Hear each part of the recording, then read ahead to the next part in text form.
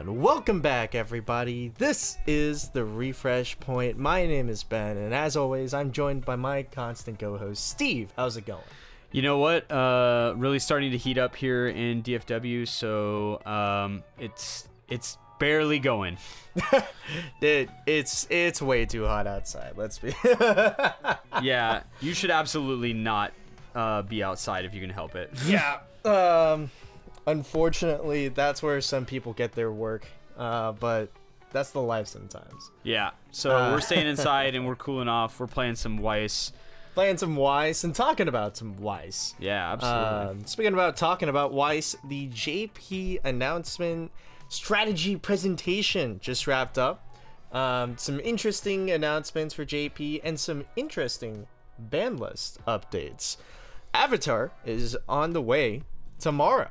We'll have our midnight release segment to discuss all of our thoughts on that set.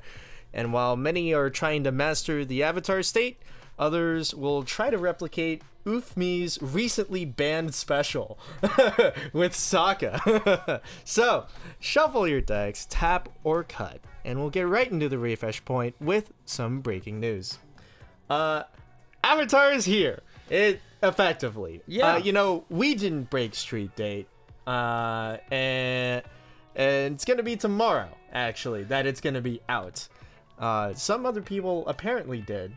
I heard, yeah. I mean, some of the prominent members of the community kind of called out some people about breaking products on stream before the street date. I mean, it's careless, and if Bushiroad ever notices anything on social media, then yeah, you'll have a hard time getting product in the future. So yeah, good luck with that. Ari Ferretta also had a release date announced. It's coming in November. Yeah, and that was also an announcement of the set for English. We hadn't heard for it before. Really? Yeah, I confirmed that was just a surprise drop. And so it's kind of the Bushiroad special where they drop something just completely out of nowhere where they're like, oops, did I drop that? Yeah. Just like they dropped the Review Starlight movie, draining my bank account little by little. Yeah, very similar to that, where it's a set that we didn't anticipate and probably will not have significant impact on the meta. Yeah, but exactly. It'll be nice for the people who didn't get it in JP and wanted it in English. I'm a fan of that. If we should have more sets in English. Just whatever. I mean, yeah, I think it'll work. And more Springfest going on. We're coming up near the end of the Springfest season. I think there's only like 2 or 3 left. Double check. Yeah. So London and Singapore are the last 2 Springfests to occur.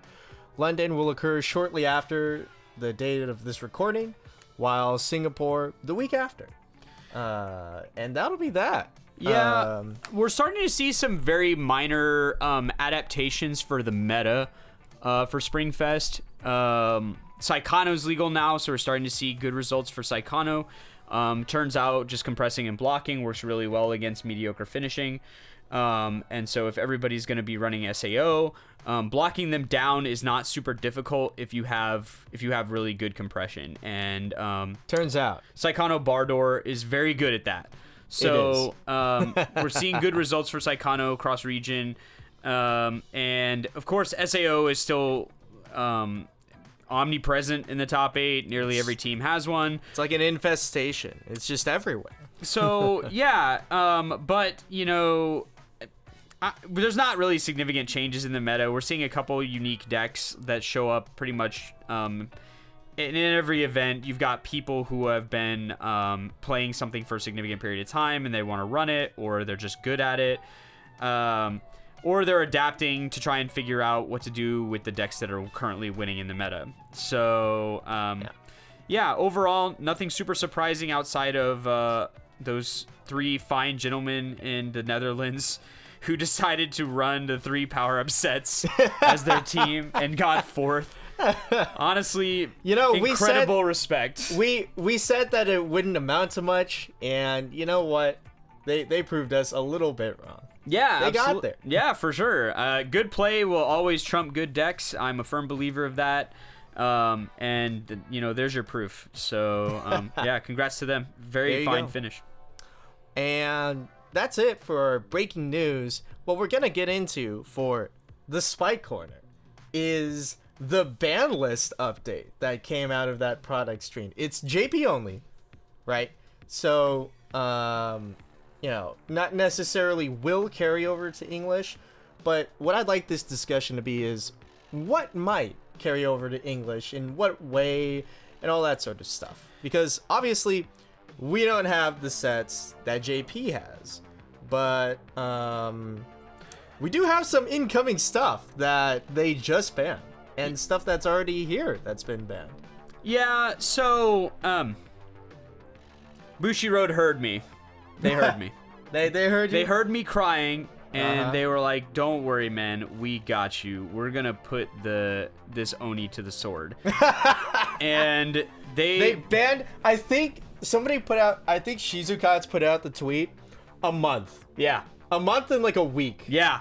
Well, that's how long it lasted. Yeah. And honestly, those are your three collaborators. If you wanna figure out who's responsible for this Oni's death, it's Ufmi for inventing it, Shizukatsu for exposing it, and Jun-Oh for topping with it. Like, if that's who you want to find to blame, those are your people, right? Hats off to Ufmi. You got your Oshi banned. Congratulations. He actually Uno reversed himself. It's an impressive trick, but not one I'd recommend. Yeah.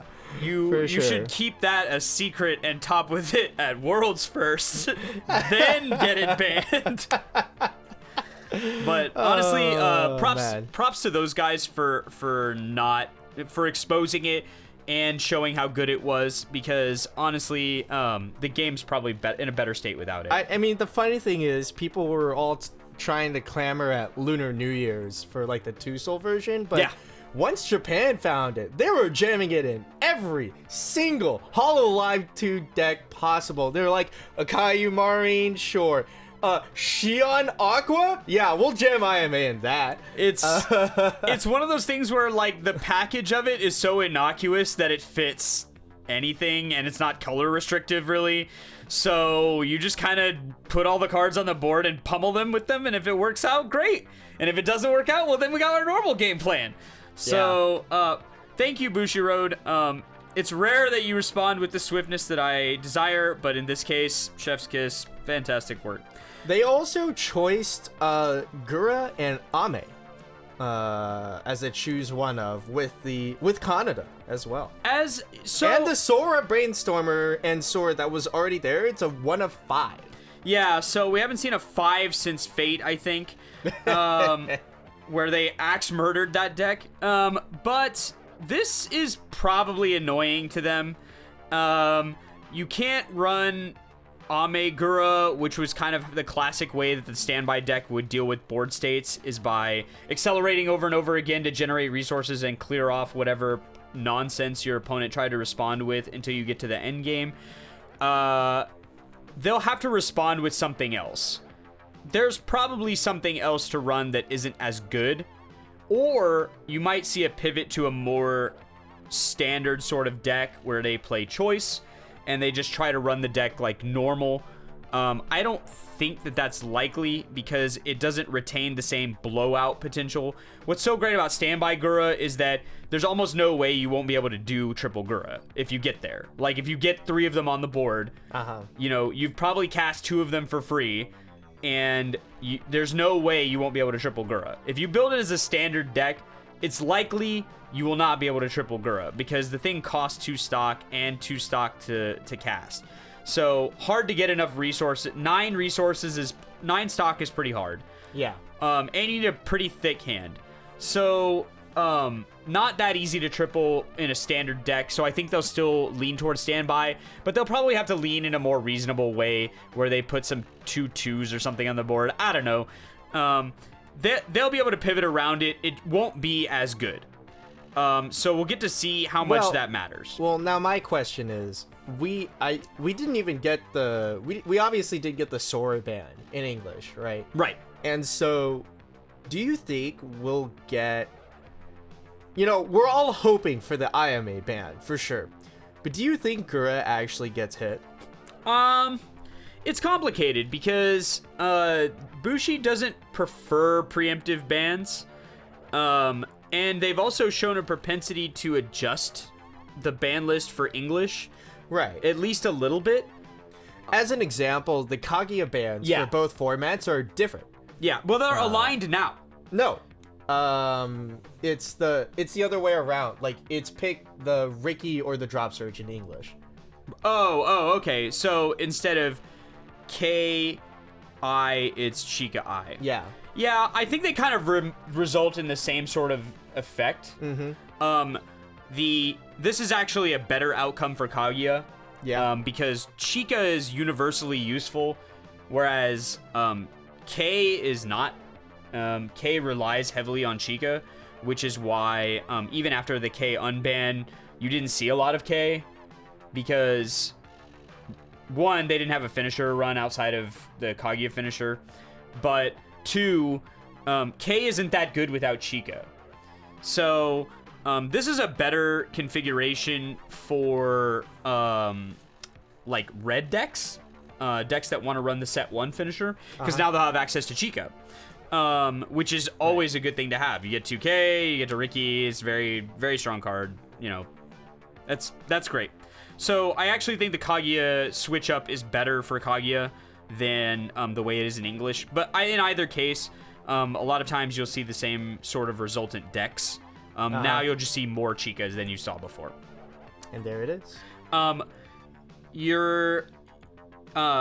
other ban list update that we need to talk about, and it's obviously the giant elephant in the room, is the Sword Art update. So they had they executed Alice in JP. They just took her out back, shot her.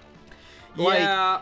Really shot her. The choose one of 4 is like they didn't even bury them. They just like tossed them off a ditch in the road. Yeah, this is tough because say goodbye to your brainstormer and then also the rest of your utility. Yeah, this is pretty tough. I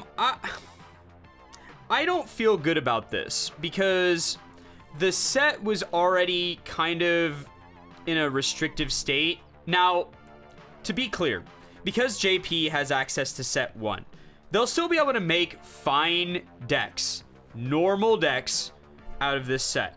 There were cards that were good before that are still good now. The Kirito level 1 engine is totally reasonable. There's plenty of cards to work around here. The set 2 stuff feels really bad now in the light of this change. So let's talk about it briefly. We have the 1-0 banned. That basically means no early play for Alice.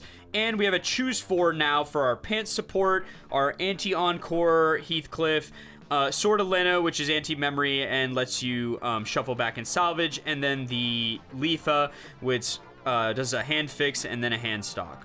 Buchiro I hope is learning that hand to stock is a not good mechanic. We do not need it. It is extremely strong and leads to some play patterns that are extremely bad for the game.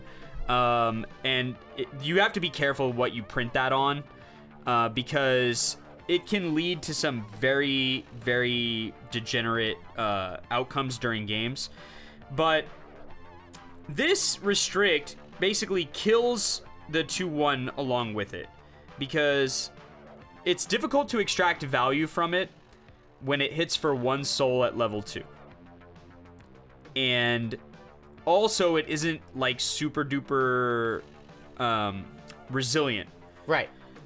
So at level 2. Yeah. Right. To the things that show up at level 2. Like compare Alice to the new comparator for that is the Slime 2-1, in my opinion. Sure. Because the Slime 2-1 does basically the exact same thing, except it's on an even bigger body. especially offensively. I love that, Murin. It's a great time. Yeah. So on a better body with a more repeatable climax and a better overall board setup, it's hexproof. It's got a better lay to the board than Alice will. Is the Alice 2-1 unplayable? In my opinion, no.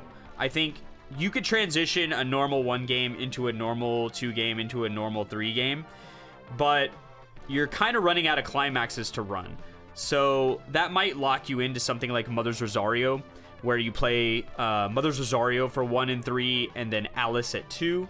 Yeah, and then, you just play the bar, because then you'll definitely have it at 1 and 3. Yeah. And that's a deck. I am unsure if that's good enough in the context of what is patrolling around the JP meta right now, but maybe it is. The other thing that's problematic here is we saw some WGP results that were around 8 bar, and a big part of the 8 bar deck, it was using the Yuki finisher where you needed to mill 13 clean cards or something, and they were abusing Sortalina to do it, where they were basically recurring her over and over again, blowing a whole bunch of your resources to shuffle in a whole bunch of clean cards, right, so that mill 13 would hit and you would get this wombo effect or whatever.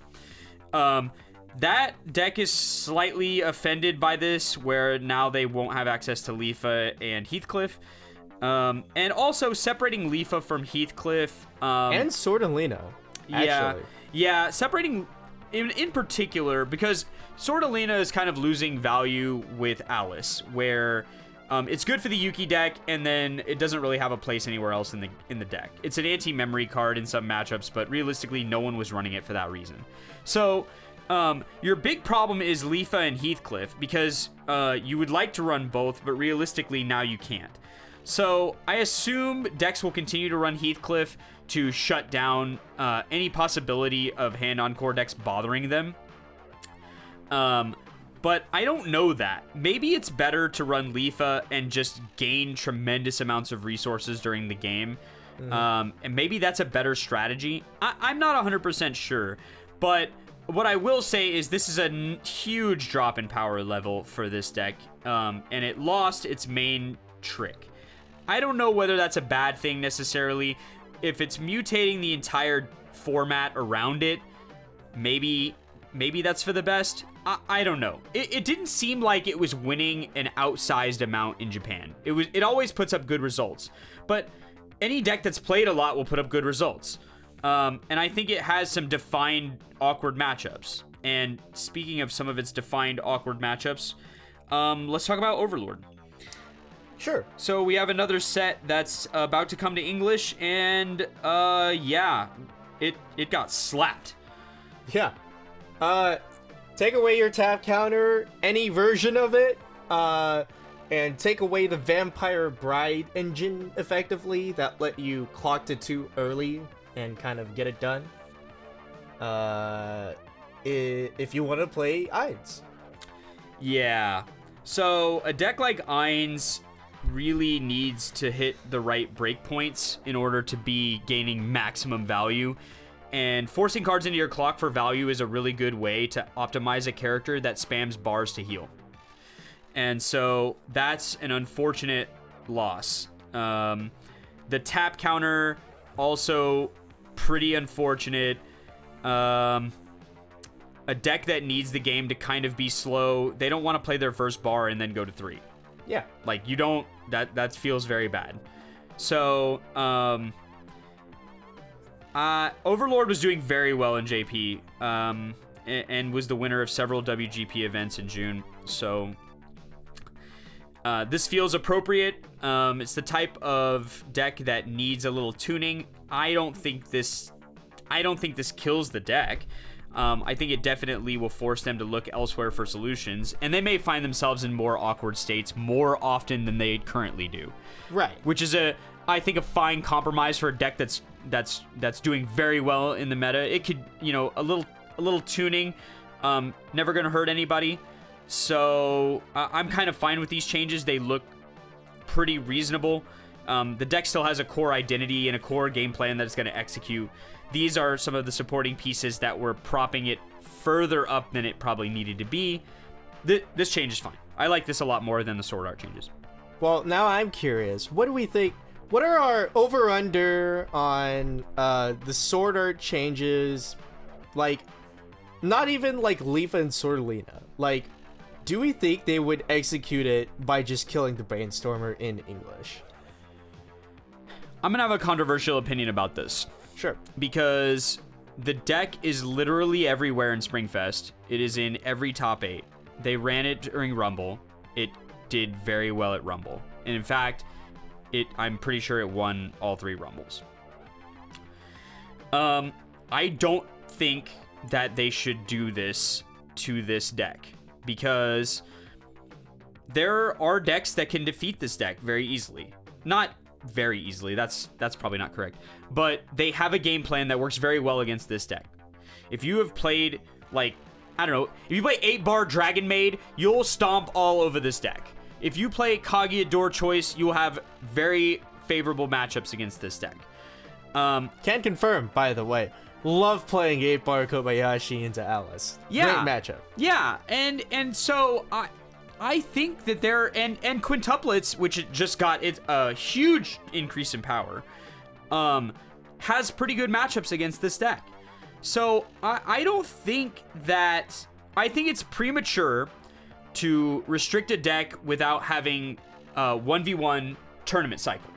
Now, Sure. if we get through fall and it just smashes everything to pieces, then maybe I'm wrong here, right? Maybe I'm off base. But if we're being fair and balanced, Nino has been at the top of the meta for well over a year. Literally stomping the format for a year. And if they're gonna let that just go, right, without doing anything, yeah, just nothing, then I don't see how it's fair to allow that deck to profit as much as it did, and then as soon as you get the opportunity to take Alice out, you do it. That doesn't feel right. Will it happen? I have no idea. Bushiroad's done similar wild things. I hope not. I hope a more measured approach is taken, because the other thing to consider for English is that we don't have set 1. So the difference in power level, like half the cards on the ban list literally don't exist in English. Well, so, I'm curious, do you think a Leafa Swordlina choose 1 would be on the cards? I don't think that does anything really. You like don't think it'll trim off one Swordlina from most decks, right? Sure. Most decks are running one Swordlina, and it's there because it's the back. Is there a different shuffle back? The 1-0. The 1-0. Oh, I thought it was a 2-0. Okay. No, the 1-0 Brainstorm does the shuffle back. So sometimes sometimes you'll see more Swordlinas, but generally Swordlina is the backstop in case, like, you need another shuffle back, you got this thing in hand. Oh, and by the way, if your opponent's playing Slime or Psychono, you can poke them with it. Where it's exactly. Do you have 8 cards in memory? Okay, well, not anymore. Not anymore. So it's not a bad card. It's certainly not what's like propping this deck up to ridiculous heights. I'm not sure if, it's easy to point out a problem and difficult to point out a solution. I think that's kind of the crux of the difference between designing something and playing something, is your players are always going to find your problems really quickly. For sure. But they're not going to be very good at figuring out how to solve them. So yeah, it remains to be seen, in my opinion. I would like to see some fall results before we can come out and say, okay, please, let's just get rid of this thing. It's warping the meta too hard. Because we're about to see a huge increase in the power level of English. Hololive 2's coming out. Overlord's coming out. We just got quintuplets coming out. So English is gaining a lot of power rapidly. And Slime. Yeah, Slime 2 is coming. Slime 2 is coming out. Yeah. It's not a slouch either. It's a great time. So we're getting a whole bunch of the top decks in the meta that are going to be entering the meta really soon. So I'm not okay with making any ban list changes before fall for English. I think you need to let the meta sort itself out. Do you think that about Ayame? No. No, I don't think that about Ayame. Yeah. Because Yeah. Here's the difference. Here's the fundamental difference between Ayame and all these other cards. This is clearly not how that card was supposed to behave. And we'll talk about our Ayame adjacent problem in a minute. Yeah. But this is clearly not how this card was designed to be played. It performs in a way that they did not anticipate, and it creates board states and damage situations that literally couldn't exist any other way. So, in that sense, we're going against the intent of the design. Now, are some of these other cards over-designed and in need of restriction? Of course. The design's not perfect, but this is clearly counterintuitive to the design. What they wanted you to do was ditch 2 cards and put out 3 guys, not 6 attack somebody on turn 1. Like, that was clearly not part of the game plan. Right, exactly. And so, in that vein, we do have our own guy. You know, he's not an Oni. He's got a boomerang. And so, we're gonna hop into a midnight release. And talk about Avatar. It comes out literally tomorrow. And, I guess since we're talking about it, before anything else, here's Sokka. Yeah, so, Sokka is kind of an innocuous card, until you read Ayame, and then you read Sokka, and you're like, huh. If you read the Ayame engine, if you watch the video put out by several people about how to use the Ayame engine, you might see some familiar-ish text in play here. Yeah. So, we have the ability to summon guys, the TLDR, we can summon guys in combat. All we need to do is get Sokka off the board, and then we can just summon guys, right? Yeah. And so what Sokka does specifically is on play and obviously on death, you can pay 1, clock yourself, summon a guy. Cost 0, right? Yep. And so I think... And we summon them to any position in the stage. Standing.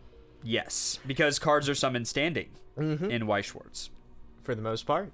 Unless they say otherwise. Uh-huh. And so you can get into some real degenerate 5 attack or more scenarios when you sack Sokka. Now, how do we sack Sokka? It's not as degenerate as Ayame, but it's pretty annoying. So, like we've mentioned, if you can standby over it, then you can summon another guy and attack with it.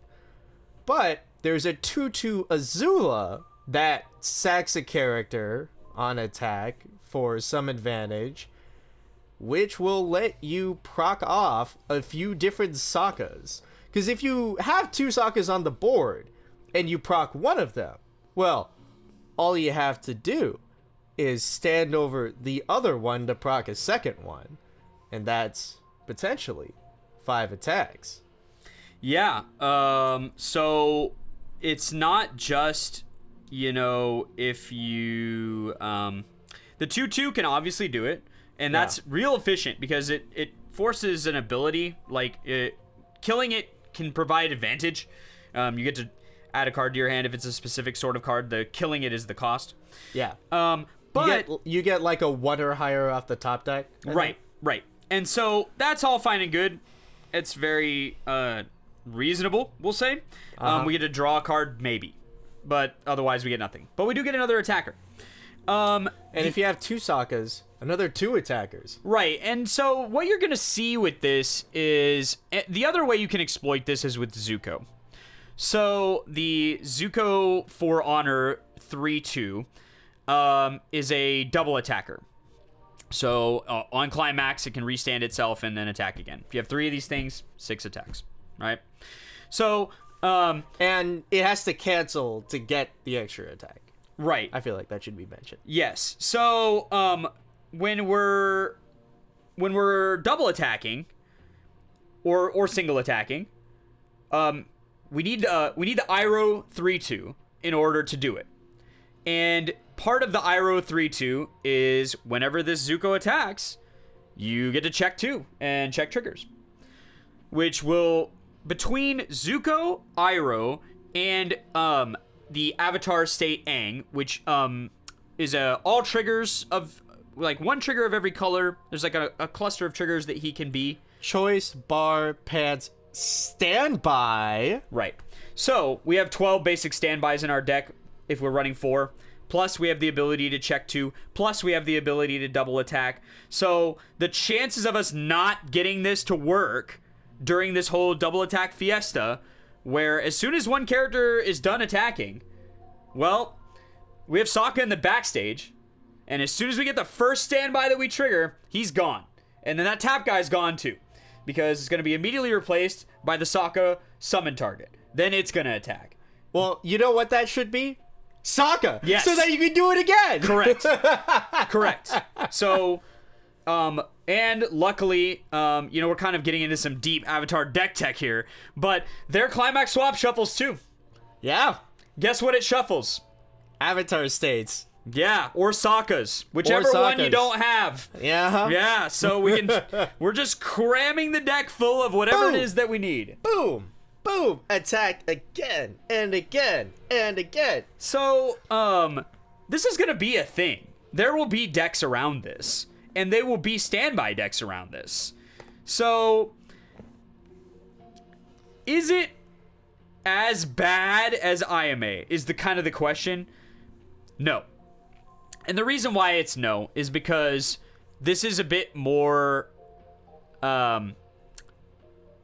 damage controlled. Uh-huh. You can't run this with 2 souls. It will not work. Right.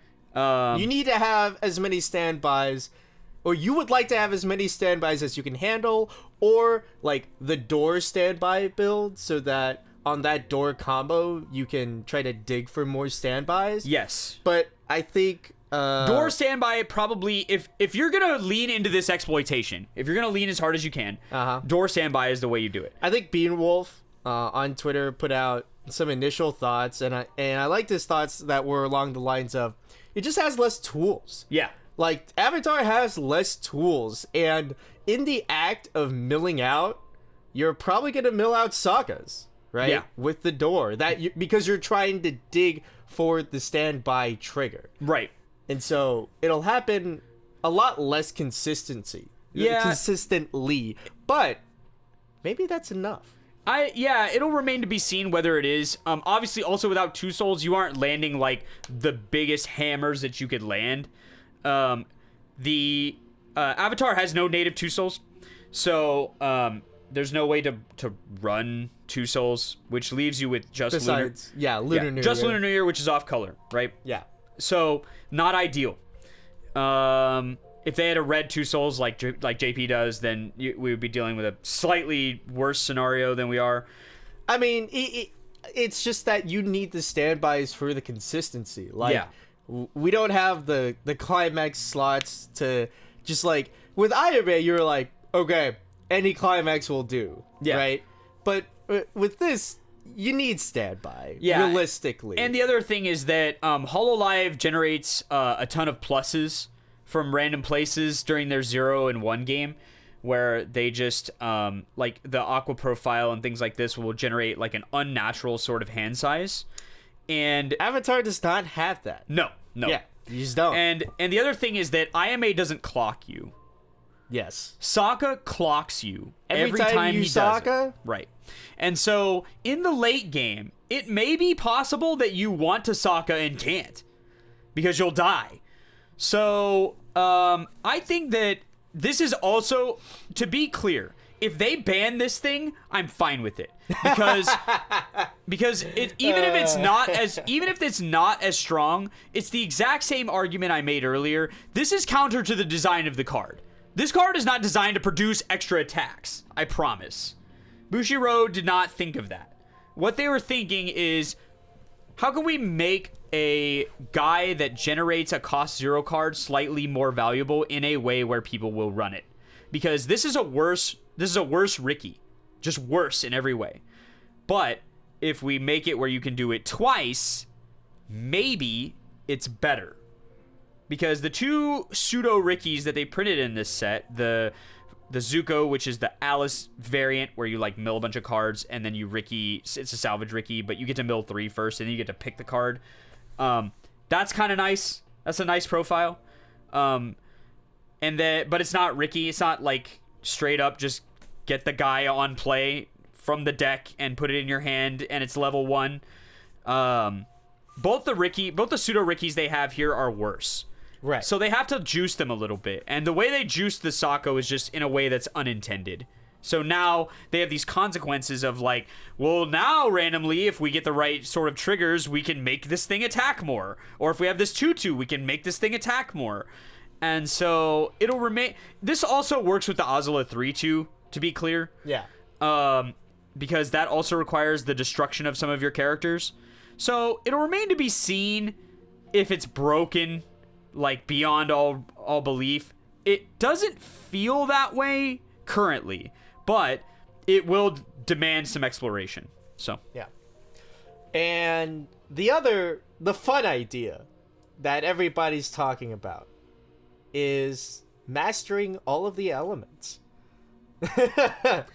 And oh my god, our community has spent a lot of time really just flailing around and crying about how you could possibly make this work the best. So what I'll say about this is I love when Bushiroad does this. It's a great flavor card. Where great flavor setup. It's not even that so much. It is. That's a great point. But the other thing is that this is like the deck building version of a Rubik's Cube, where I put it in front of you and I say, okay, figure this out. And it's very fun to try and figure out how to do it, because there's a lot of moving parts here.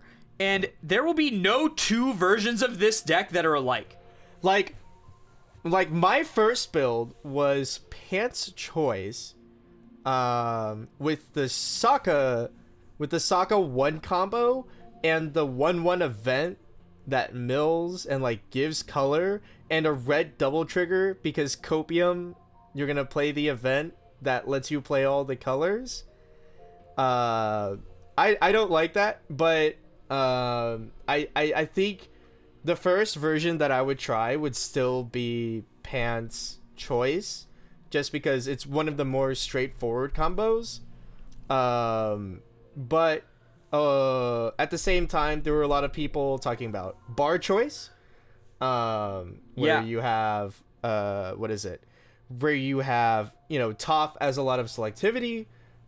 Green is pretty easy to kind of have as a main color. You get an Alice killer, and then you can splash in blue and red as you need. Red's kind of the hardest one because it has a bit of the worst card quality to splash.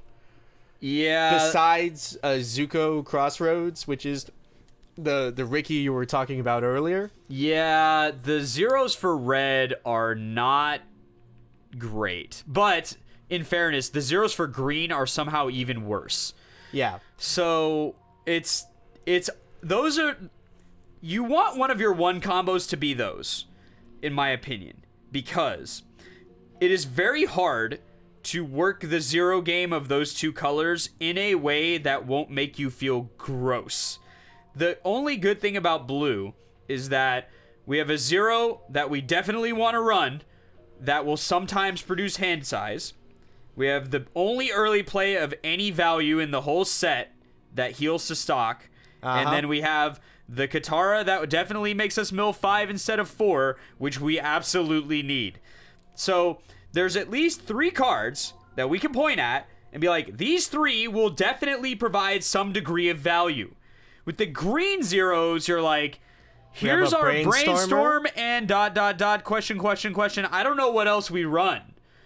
And you get a beater. There's a questionable value beater, which sends stuff to the clock, which may or may not work, but is definitely... I mean, it's a 3/5 beater. Yeah, but your opponent's clock may not cooperate. Sure. So it's an okay 0 that can remove some problems. And it prevents memory compression, it prevents aqua profile. It's not a bad card. It's just not a great one. And then after those 2 cards, it gets even thinner, where we're talking about backups, Like, we have anti-level backups that are green.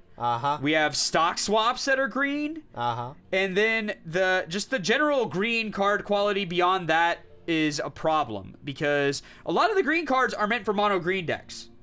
The bar support, all the level ones are kind of self-contained in all green. You really want to unify your level 1 game in any color that is not yellow, because the other difficult part of building this deck is not running too many yellow cards. It actually is, yeah, because you want to run as many Momos as you can. You want to run your JCs. You're gonna have your combo, the choice. That's already like about 16-ish cards that you're putting in. Yeah. Not to mention the 1-0 Aang that just mills 4 and sometimes spin does something the wheel. good. Yeah. The thing is that if you have the Aang 1-0 and the blue 0-0 and you have Zuko Crossroads, your deck is going to have warp speed. Like, you will clear this deck in 1 second. So the event becomes the casualty, where it's not only the wrong color, also the event bonder is the wrong color. If they had put the bonder in any other color, preferably green or red, but realistically any color, then you could entertain that whole package and be like, okay, we're on 3 of this event, 2 of the bonder, it fills the color requirement in a color that I'm struggling in, and if I manage to rip this event, hallelujah, I can run anything I want. But because the bonder is yellow, and the event's yellow, and we have all these other yellow cards, how are we ever going to be able to run this thing without having 25 yellow cards? Yeah. The ratios are just way too whack, and so kind of the same problem with the Appa Aang combo, which is a totally reasonable set of cards that would normally unify your situation. And if the finisher was doing anything normal, that would be a deck, right? A choice unified thing, right? But it's actually the anti-synergy for this sort of deck, where you just don't have space for this many yellow cards. You don't. And so I think even the JC becomes complicated at some point, where I think it's a 2 of. Yeah. 2 or 3 of. Where it's like, we definitely want to at least try to run this 1-0. So it's one of those things where, like I said, you're gonna have a lot of versions of this deck. I think running the ATLA combo gives you even more deck speed somehow, and this is the best iteration we've seen yet of this particular style of combo, where you reveal 3 cards and your opponent puts 1 in your hand, and then you put 1 on top, and then the rest go in the waiting room. Because on door is significantly better than on any other climax. Because if I reveal a door in the top 3, I'm going to get both cards I want. And the other red 1-0 is a native twin driver on climax play. That also is big. So I can both get the Tay combo, get both the pieces I want, and then twin drive the door out and get everything I wanted. It's pretty hype. So, but the Toph combo is also in the same vein, much more selective than either of the other combos. Either of the other combos is very unselective, but has the least deck speed. But again, you may not care, because you have a lot of deck speed already. I mean, it mills too. Like, yeah, it's not the worst deck speed either. No, and you have Bar, which repeat combos at level 1 always work better with Bar. They just do. Bar puts the right climaxes in your hand more easily than any other climax. It is the most reliable at just giving you more climaxes. So in that, and you get the 2 Slayer, which helps the Alice matchup, which is something you have to think about. You can't avoid it. Like, it's everywhere. So you need to at least pretend like you can respond to that. Exactly. So the Aang deck represents a very unique deck building puzzle. I think some people are gonna go at that with great zeal, and they're gonna produce some incredible builds for this. I think some people will look at that and be very intimidated by it and decide to go in a totally other direction. That's fine. There are two build. There's a build for new players. The 8-bar Toph build, I feel is very suited for new players or newbie deck builders, because this deck really does kind of build itself.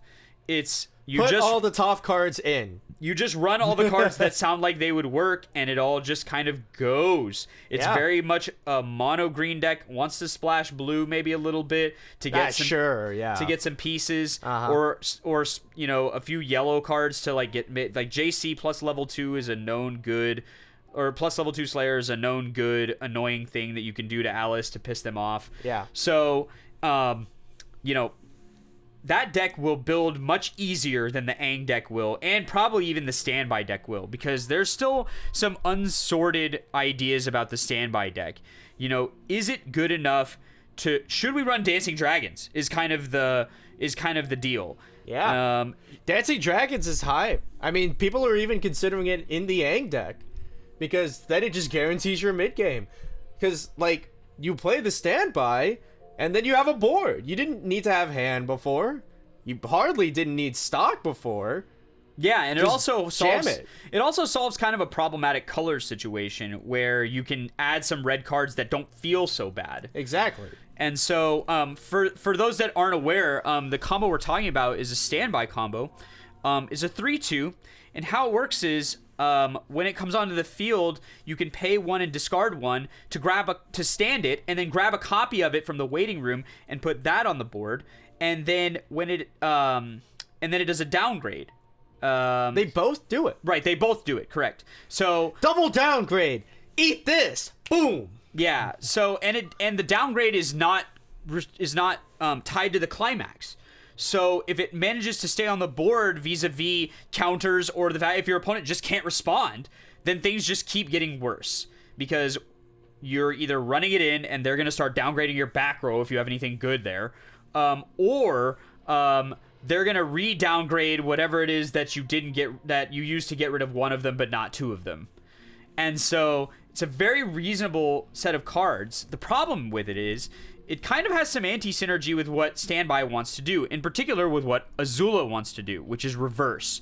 So seizing tempo on the board sounds like a good idea until you start to need reverses. Then it doesn't sound like a good idea. But hey, in the Master of Elements deck, we can just take all the tempo and push it forward. Right, exactly. And so it's very good for Master of Elements in the sense that it solves a problematic color fix in that red doesn't have very many good zeros that you actually want to run. And it gives you a way, it's another way you can seize tempo on the board from Alice. I hate to feel like that's the only matchup that's being considered, but it's one of those things where we aren't able to easily escape it. And in a tournament setting, you need to be aware that a huge chunk of the tournament is going to be playing this deck, for better or worse. Mm-hmm. So if you can't respond to it, one of the worst problems about Alice is if you decide to just run a deck and pretend like that card does not exist and try to operate your game plan outside of it, because they will generate unholy amounts of resources if you just let them keep recomboing over and over and over. And because it's a one soul character, it's going to be hitting for the kind of numbers that are put you in the scary zone, where it's like hitting for 3 is spooky most of the game. Unless your deck is in a really good compressed state, then 3 doesn't feel spooky at all. You're just going to block down. But until you're there, 3 is real spooky. And so that's kind of the fear that card has. So I don't want to think like we just have to concentrate on that matchup to the exclusion of all others. But it demands an answer in a way that many decks do not, which is why whenever we talk about new decks in the context of tournament play, we have to talk about Alice. We just have to. It's the elephant in the room. We have to talk about it. So, and we're going to eventually have to start talking about Overlord, because you want to run something to deal with that. It may not work, and you may not be able to execute it, but hopefully you don't just pretend like it's not there and just let it do whatever it does, because that's not the recipe of success. Now, maybe it's just one anti-level backup, right?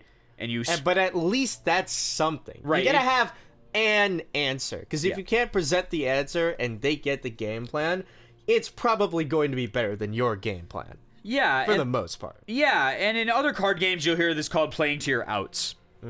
Because the idea is that there's a way out of something bad, and you're running it. You just need to have it.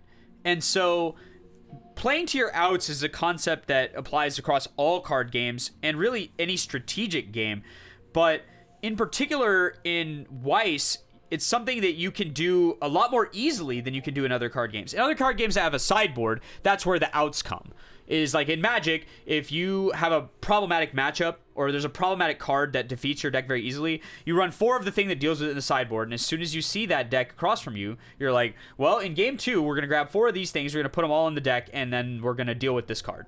Right. In Weiss, because you have dramatic amounts of throughput, you are drawing an insane amount of cards, you are milling an insane amount of cards, and you have dramatic card access. We have easy search, easy salvage, frequently free, often very reliable. You can run one of something that solves a problem and put it in the deck, consequence free almost. And as soon as you start to see that that's going to happen to you, you just go get it and hold it and then wait. And if it's a character, it's real easy. So if you have anti-level backup like to the clock or to the bottom of deck that can just deal with Ains, at level 1, you can just put that in your hand. And you can watch, your opponent can watch you put it in their hand. And when they see it, they now know you have it. It's better if they don't know. But if they do know, it doesn't really help. Because now they're forced to sculpt even more to force the board into a better state. Or, I mean, they just have to side. You can't even sculpt for it. Right. Like, you literally, like, as the Overlord player, if you just sit there and you see them do the one combo and they're like, huh, that's a nice anti-early punch I've got here. Guess you're siding me 3 times, you know? Like, there's no other answer. Yeah. You just have to eat it. But that's the thing, is that forcing them to side is a win for the player that's across from it. Because ultimately, you reduce their damage dramatically in the process of doing that. Yeah. So, and if you can keep the game slow, maybe, you know, you can push them out of it. Yeah, and I think that applies to all the decks that are upcoming in the meta and the Quince decks that are already existing in the meta, but people haven't faced the full power of in tournaments yet. Is that there's going to be crux cards that are going to hinge a matchup one way or the other, and your ability to respond to those cards is going to strongly determine how successful the matchup will be for you. And so if you decide to run anti-early to memory, if you run anti-early... Yeah, I mean... Dude, that Itsuki bomb is so annoying. And the best part about cards like that is that it's not just an answer to one thing. It's an answer to 2 things. Oh, yeah. Because they printed another niche but useful ability onto it. And so that lets you run a few of these kind of okay. You're like, doesn't matter. If the matchup shows up where I need this thing, we grab it. If the matchup shows up where we don't need this thing, we don't grab it. That's it. Yeah, Bofuri and Joyzers, rise up. Get your anti-early memory punches out. It's gonna be a great time. Yeah, so that's why you're starting to see in every deck list, you'll see counters that go to memory, you'll see anti-earlies that go to memory, anti-earlies that go to the bottom of the deck, counters that force you into the stock or force you into the clock, because forcing you off the board is the best solution. Sure, it's possible. They could get it back. Maybe they YOLO the brainstorm and Alice comes right back on the board. But forcing them to make plays is a lot better than letting them go, oh, am I gripping another choice? Guess I'll combo you again and get even more money and even more hand and all the answers I need to deal with whatever you're going to do. Exactly. And so, I want to extend our episode a little bit here to talk about an ambitious deck. We were talking about a standby that just puts something on the board, and it turns out for my waifu character in Review's Starlight, Mahiru, they printed one in set 2, Relive, and she says on combo, it's a 3-2 combo, stand itself, pay 1, send the climax away, stand itself, and then give +1 soul to the whole board. And it has, whenever you take damage, scry off the top or waiting room, just like that. And if we just jam more standbys, and we can do it 1, 2, 3 times every time we take even 1 point of damage. And the funniest thing is, between the souls that between the 25 soul triggers in the deck, the soul that the combo gives, the 2/2 that you're just gonna stand by out, and the and the on death Akatsuki that gives soul whenever you mill a soul trigger, it's funnily enough a standby deck that can push quite a lot of damage. Yeah, we kind of I looked at this deck briefly, and I think that in general this is going to employ a similar sort of strategy to several other this is kind of the same strategy that some other defensive decks have done in the past, right? Where our actual win condition is vanillas, and our the reason we think it will work is because we'll block and we'll build a significant damage lead, and because we'll block and build a significant damage lead, that will be enough. Yep. And so this deck kind of looks a little reminiscent of some other decks where we have an event that is going to be part of our finishing engine, where it's it's like mill 4. It's mill 4 and then burn for the amount of soul triggers. And right. because not only are you not playing the 3/2 vanilla, you're probably not playing the 2/2s in the early game. You're just gonna stand by those out too. They all have hand encore, and so like frequently I'll see the event turn 1 and just brick it the whole game. Doesn't matter. I'm not gonna use the rest of this hand for anything else. Yeah, so the event is kind of similar to the Avatar event. Oh yeah. But weaker. The Avatar event's on counter, and it's mill 5. This one is mill 4. But with half soul triggers, basically we're talking about pay 2, burn 2. And pay 2, burn 2 isn't unreasonable in terms of like ways we might be able to make the game end. Right. What's good about this deck is several things. One, we have a whole bunch of pretty good to cast level 3 cards that will keep the game on rails.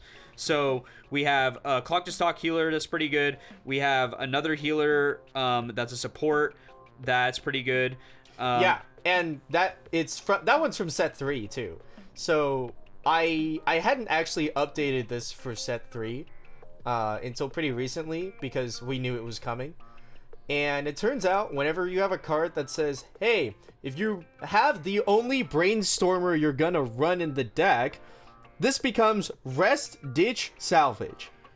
Yeah, and so for a level 3 that is probably gonna be standby to the board, having the ability to just like hand fix for nothing feels very good. Oh yeah. And so they have a very robust level 2 game, which is going to be comprised mostly of spamming early play healers and trying to get as many of this scrying character on the board as possible so that you take no damage. Yeah. And then the game plan is fairly solid in terms of like how we're going to win. But if there's something to be said about vanilla standby decks, it's the fact that you better get some standbys.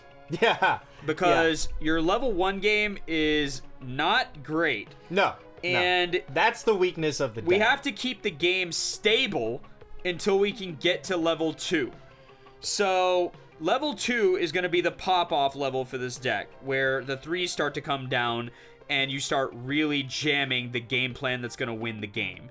Before that, we're pretty heavily reliant on a 2/2 10/5 with hand encore. We're pretty reliant on a 1/1 that can't be reversed except by cost zeros. And we have this really nice twin driver that always twin drives, which is fantastic.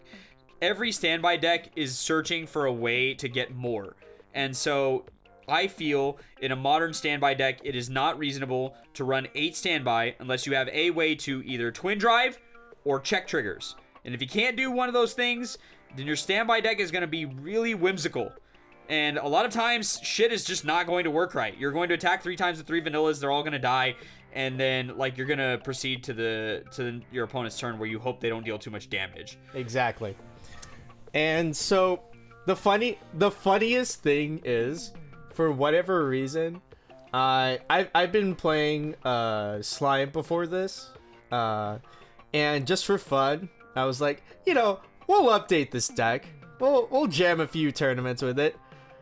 It's like the highest win rate I've had in like a month for no reason. I think I've been sticking like 4s and 5s, and I'm like, wow, you really took that. Yeah, so man. we do have a way to gain some minor advantage from a 0 standby combo.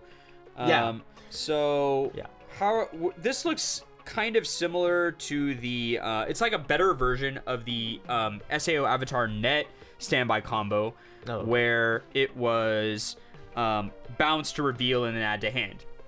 This is bounce to reveal 2 and add 1 to hand. So it's 100% better. Yeah. So I to be fair, we've discussed it before. There's the Yuki 1 standby combo. But in my head, we just need to grab the level 3 standby, right? It's just because if we play it comes down to the board swinging, right? We have to have it. And searching 2 characters is nice, but the deck doesn't really need specific characters to be played from hand. You want to stand by all of the ones that you want on the board. And so, honestly, just having the 0 in back and just making do with the one game that we have, and then just digging as much as we can for more standbys, I think that's just been my mindset on it. Yeah, and honestly, the 0 game that this deck is attempting to employ is the type of 0 game that I'd prefer. Are these the numbers that I would run them in? No, they're not. But that one's editable, to be fair. If I'm being honest, I prefer if your standby deck has a way to generate free cards to the waiting room with no consequence asked on play, I prefer that. Right. But if we can't do it on play, can we at least do it when we die? Yes. And so we have a very reasonable on Death Akatsuki. It's very good. And it gives +1 souls. All things that a standby deck would love to do. Yeah. Now, adding level 1 or higher cards to your hand, probably not super great. But milling 4 for costing no stock, we definitely like that. We want to do that. We have the Rize effect here on a 0, which is okay. Not great. It's there for yellow. Yeah, it's a decent it's there card. For yellow. Yeah, it's a decent card. We don't hate it. The rest of the 0 game is not gonna win any awards, but for sure. It's a standby deck. These are the type of characters you kind of have to run in order to make them work. We do get a scry for this attached to this salvage Ricky, which is kind of nice. And then we have drop salvage and on Death Akatsuki and a level 0 bomb and brainstorm. Very normal sort of level 0 game. The biggest thing missing here is kind of no great level 0 pluses. Both of the Ricky and the drop salvage both get from the waiting room, so that's not as great as it could be because you kind of don't want to pick up too much from the waiting room. To keep your standby situation solvent. Sure. It would be good if you had mill 3 on play from something, but you don't, so it's kind of okay. I think the mechanic exists, but it's not one that you play. Yeah. If that makes sense. Yeah. I like the level 1 game. Yeah. Fine. We get a hand fix, and then we get Although for sure there's 3 sets of 0s. I'm sure I probably just missed something. Yeah. I think there's definitely there's a double trigger on a level 0 card. Yeah, there's a few of those that are out there. No, what I'm saying is, in the set, there's a level 0, 0. Yeah. Or sorry, there's a 0 that will twin drive. Yeah. And it's a 4K on attack. That profile has been printed a few times. My issue with twin driving at 0 is the value of my targets is likely to be shit at 0. Well, there's that, but I think, honestly, it's not even for that you can do it at 0. It's that I don't have to level yellow anymore. Right. That is true. So, Right. the color configuration for the deck is a little awkward with regards to yellow. We only have 8 yellow cards. Yeah. That being said, this yellow twin driver is, It's nice. it's fine. It gets pretty big, for a card with no other abilities. Not as big as Zuko, but, It's a 6/5 yeah, 6/5 with twin drive. after other 2 attacks. Right. And then... And it always twin drives. Yeah. That's the thing. A lot of time, the Zuko and a lot of other twin drivers require climax play. This doesn't require climax play. Or It's just, act. or Yeah. anything. You just do it, right? And so, totally reasonable card. I love twin driving in standby. So, Big fan of twin driving. yeah. So hopefully we get to... I haven't faced this deck, but I think its game plan is pretty reasonable. I'm not gonna lie. As long as you get standbys. What makes this deck lose is blocking. Like, Yeah, if you double block or triple block at 0, just throw the whole deck away. Like, it's Yeah. like you won't do anything absolutely. for a while. You Yeah. better pray that you're not facing Alice, because this 1/1 will not hold the board down. And so, like, hard casting this 1/1 is going to be the remedy against normal non-Alice decks. You'll put that down, and your opponent won't be able to remove it very quickly, and you'll be able to stabilize. If you're facing Alice and you start blocking, it's just a nightmare. Yeah. Because the game's not going to be stable for a long time. Absolutely not. I will say, though, my luck so far playing it has been not so bad. We've gotten some standbys. And it turns out I was kind of low on it. But if you just have 3 2/2s on the front, 10-5, hand encore, you can keep some of them. It turns out. Yeah. You get to keep 1 or 2. I mean, what we're talking about here, the peak value of this card is the fact that it starts working at 2. This is very similar to anti-souls or spamming heals at 2. But in some ways, it's even better because this will lead to more blocks. Right. Scrying on damage leads to more blocks. It just does. There's no downside whatsoever. And there's no board state that could exist where you're like, man, I don't really want a defensive scry here. Like, that's not a thing. There's never a bad time to be like, is this going to hurt? No. Yeah. So I will say, it's been pretty funny. Yeah, I like this deck a lot. I lived triple Itsuki. I have a shirt on like a meme store that's like, I lived triple Marine and all I got was this shitty t-shirt. I'm gonna make one for Itsuki. I lived triple Itsuki and all I got was this shitty t-shirt. Because the way that check timing works, and you can correct us if we're wrong, but I believe the way that the check timing works with Itsuki is that you take the burn 3, they finish their effect of scrying 2, and even if they dump a climax, well, I took damage, so let me scry 3 clean damage away and not take your 3 or 4 damage. Thank you very much. Yeah, kind of the deal is if you get 3 of these down, you're gonna need repeated damage if you want to win. Yeah. Because the other thing that's really, or like Escanor doesn't give a shit about any of Escanor doesn't care. And so, like, if you're against Escanor, that's kind of a nightmare. Yeah. But without that, like burn one, like Kaguya style finishers are gonna have a hardest time possible dealing with this, because it's gonna be burn 1, check, hit, check, burn 1, check, and it's just like, if you're checking that frequently, it's just your big damage is gonna get blocked. It's gonna get blocked.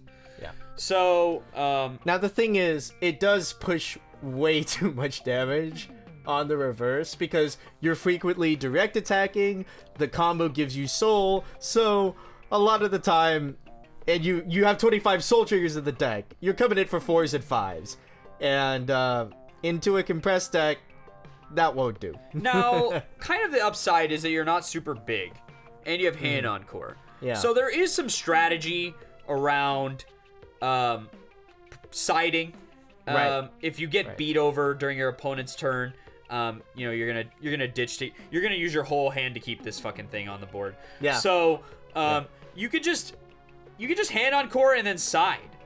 Like, siding for 2 is a problematic thing late in the game. Oh yeah, for sure. It's hard to respond to. You can't play backups. It's just, it's yeah.